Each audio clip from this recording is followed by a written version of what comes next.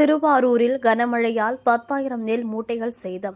திருவாரூர் மாவட்டம் முத்துப்பேட்டை அருகே உள்ள உதயமார்த்தாண்டபுரம் அரசு நேரடி நெல் கொள்முதல் நிலையத்தில் அக்டோபர் 6ஆம் தேதி இரவு பெய்த கனமழையால் சுமார் 10,000 நெல் மூட்டைகள் மழைநீரில் நடந்து சேதமடைந்தன.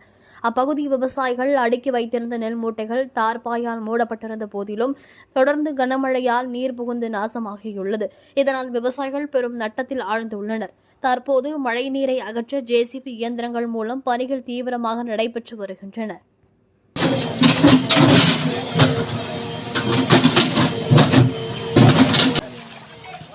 பேசிக்கிறாங்க எல்லாரும்.